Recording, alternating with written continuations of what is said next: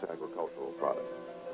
Exporting these products, or any product, involves many people, numerous transactions, and critical paperwork.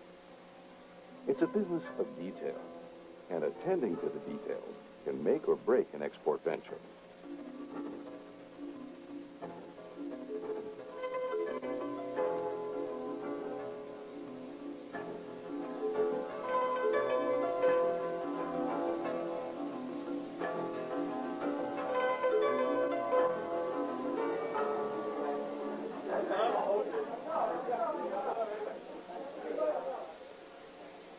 Taiwan is one of the largest importers of apples from the United States.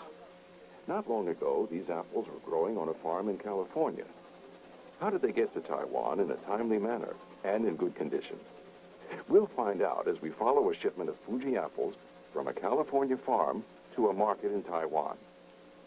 While tracking these apples, we'll highlight many critical aspects of exporting agricultural products. Of apples is based on a cost, insurance, and freight quote, CIF.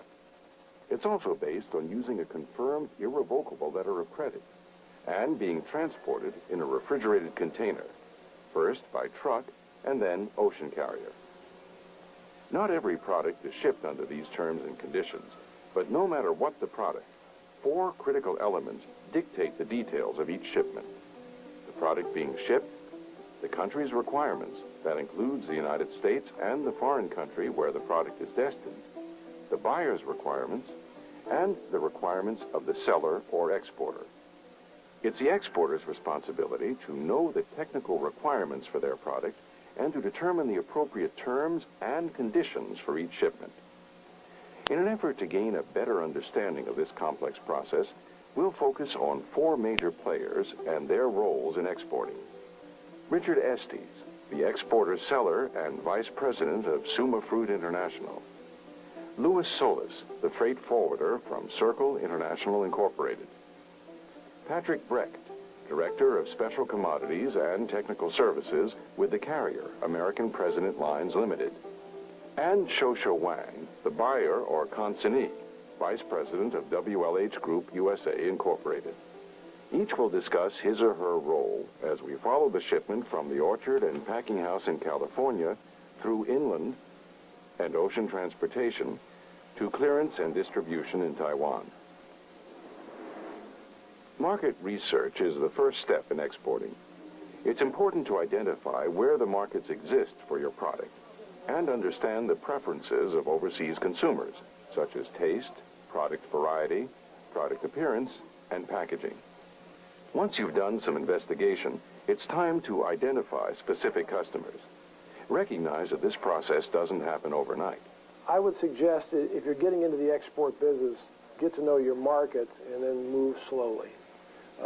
Don't try and become the world's greatest exporter in any product you have in the first year. What you're trying to do is achieve relationships, and relationships are established over experience. There are a number of ways to locate customers. A good place to start is with the USDA Foreign Agricultural Service. They have information on customers around the world. Other sources include the Department of Commerce, Foreign Commercial Service, State Departments of Agriculture, or your industry trade association. Once you've located a customer, both Shosha and Rick recommend checking each other's credentials before doing business. If I have a contact over there, I will go overseas to meet them, to see their warehouse, see what kind of job they will do before I really do business with them, and I can feel more comfortable with it. Know your customer. There's no way you can respond to them unless you've asked a whole list of questions. It's not unusual for us to have been on an airplane and gone and visited this account first. Oftentimes that's how we found the account. Trade references, I think, are very important. Is the customer known in the trade? How are they perceived by the people they sell to? Do they have a good reputation? Do they handle a full line of product, or are they known for a specialty? We want to know what are their banking references? Who do they bank with? I want to know how does a customer deal with a problem? So we check our customers out fairly closely. Once both parties decide to do business, The transaction begins with a discussion of the details of the sale. The buyer follows up her initial inquiry with a request for a quotation from Suma Fruit. After we make a contact with the supplier, and we usually will make a requirement, ask them what kind of food they have, what we require, what specification, how they pack, what kind of grade, what kind of price, and also what was a shipping date, when they can pack, how many loads they can do. If everything agreeable on the pricing wise, then we will confirm the order, and they will send us the pro forma invoice. Suma Fruit responds to the request by preparing a pro forma invoice. In this document, the exporter spells out the details of the transaction, such as the product description, including the variety, grade, size, and quantity, the terms of payment. In this transaction, a confirmed irrevocable letter of credit, or LC. The price. For new exporters, it's recommended to quote in U.S. dollars to reduce foreign exchange risk. And the terms of sale. In this case, CIF destination port, meaning cost, insurance, and freight Kaohsiung, Taiwan, based on the International Chamber of Commerce Incoterms. Incoterms are a set of international rules for the interpretation of foreign trade terms. Included in the CIF quote are the costs of transportation. In order to determine what the transportation costs are, many exporters consult with a freight forwarder. A little bit of knowledge about the Incoterms is important if you're doing any kind of international trade. In fact, in our export seminars, we recommend that our customers read them carefully, at least the most relevant ones. What we often do is get a call that says, I'm going to be sitting down and negotiate with a buyer of my goods. They are in Taipei or Taiwan or somewhere.